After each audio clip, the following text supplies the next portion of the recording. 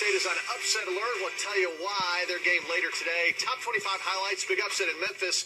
And Texas makes a strong move to hire a football coach. Dave, Steven will tell you the very latest. Can't wait, Doug. Good to hear your voice again. You along with Brendan Manzer back in Studio 66 as we start another year of Big 12 basketball. Steven, what a great year we expect with so many teams ranked. We have 6 teams that are in the top 30 in the country, 4 in the top 25, led by Oklahoma State in the polls and Iowa State with a 12-0 ranking. Man, oh man, what a year this is going to be. It really is. What's important, I think, is that those middle teams you mentioned, Texas, OU, Kansas State, all teams that are getting votes in the top 25. This could be a banner year where the Big 12 gets 7 into the big dance. And if they're able to do that, because right now they have the #1 RPI of any conference, that just shows the strength. Last 5 years, Big 12 always in contention as one of the top 2 conferences in the land. DeAndre Kane hitting a couple of free throws and back to an 11-point advantage for Iowa State. And again, it's going to be really important to get this lead under 10 going into half for Texas Tech. You don't want to get too far behind to a Cyclone team that is so adept at scoring the rock. 6 straight points by the Cyclones now. Look at that defense. Look at all the red jerseys around the basketball. They don't let you get anything easy down the block. Hose pokes it away. Another steal for the Cyclones. That's their 5th of the game. And look how quickly they get the other way. And a whistle and a foul inside. Kane going for the rebound, and he had the foul. So DeAndre Kane with the foul. Well, look at this defense. Just with the basketball, it was too measured, and Kane was able to really time it, knock the ball out, and initiate that fast break. Texas Tech needs to be more fluid, go side to side. Ball's just sticking too much right now. Mentioned that Texas Tech making that transition. This is their 4th coach in 4 years. And that's really difficult for any program. And I talked to some of the players, and they love what Tubby Smith has brought because they said he teaches not to kill any of the other coaches, but he stops practice and shows you what he wants. At 62, very active on the basketball court in practice. Kind of gone away from the motion, more set plays for this Red Raider team. Well, yeah, what Tubby does is he has a couple plays and he uses a lot of variations in those plays to get what he wants. But you got to keep it simple. You got to get that foundation simple and then work from there. Long pass inside. What a play from Morris to Kane. Wow. And they work on that play during practice. That's one of their set plays. And normally they use that a timeout, little misdirection, and then backdoor screen for the point guard. And that shows the athleticism of Kane, able to be the recipient of a lob.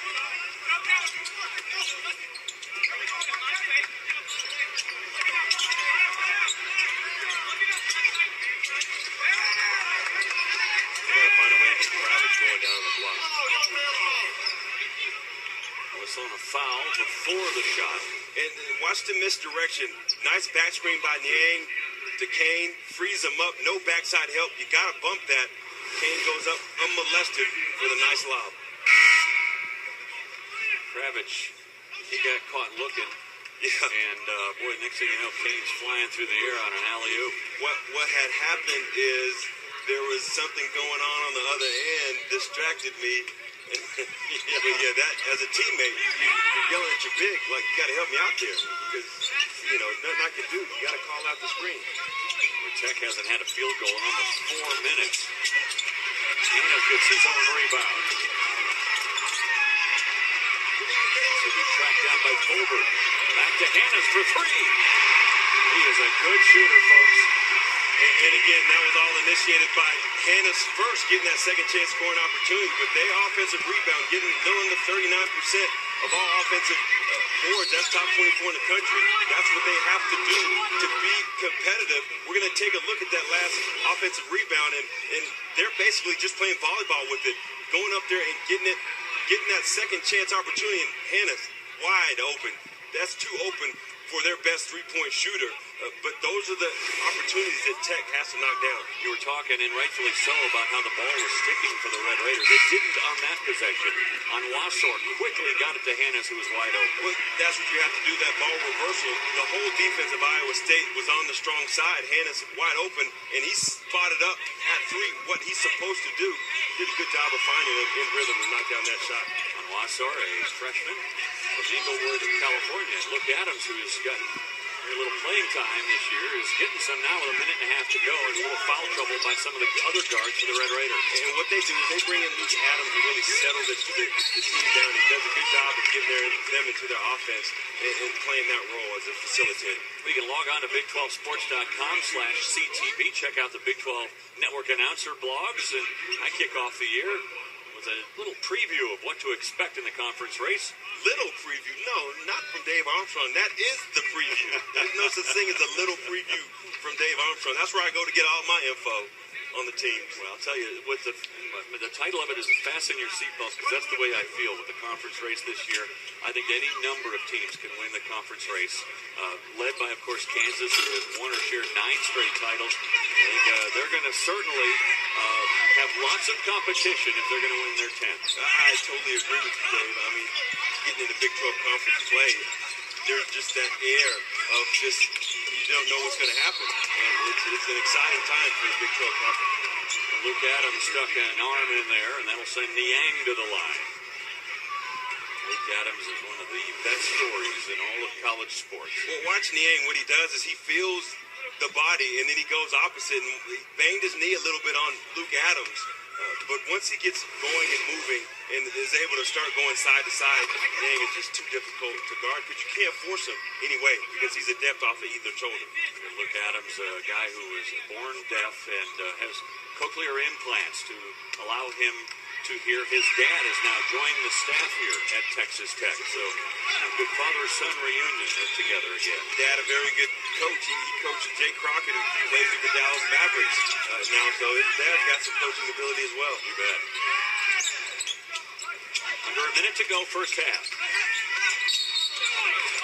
Oh, good defense. And a little clear-out move by Hannes, an offensive foul. And once the defender establishes that legal guarding position, watch, he does a good job of, you can step back a little bit, and you saw Hannes extend that arm, and that's a clear indicator for any official. You can't do that, and they're going to make that call, easy call to make.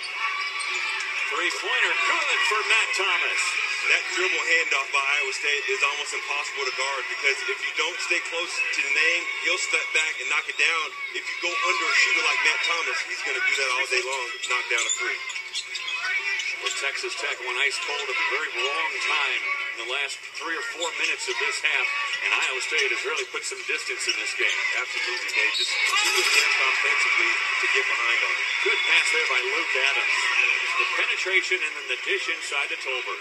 Watch Luke Adams, though. He brings the defense to him. He gets into the paint. He doesn't over-penetrate. Nice pace to his game. And then the second Niang comes over, knocks it down. The weak side defense by Ho needs to get there a little sooner with great recognition by Adams. Tolbert's free throw is short. And Iowa State, with the shot clock turned off, can go for the last shot of the half. And there you see Niang bring that ball up. He plays a similar role like Royce Wright. That point forward, able to play many different roles for his team. Niang gets the fourth one with the clock down to 1 second, and that'll end the first half. So Iowa State goes on a run to close the half, Stephen, and they have a 15-point lead going into the locker room. And that's the type of half that Iowa State wanted. Hoiberg is going to be excited going into halftime. Tubby Smith's going to have to make some adjustments for this second half to be competitive. So a 15-5 run for Iowa State, leading at 44-29 as we send you to Doug Bell and Brendan Manzer in Studio 66. Fellas? Dave, thank you so much. Impressive first half for Iowa State. I said they should be on upset alert, but I had no idea.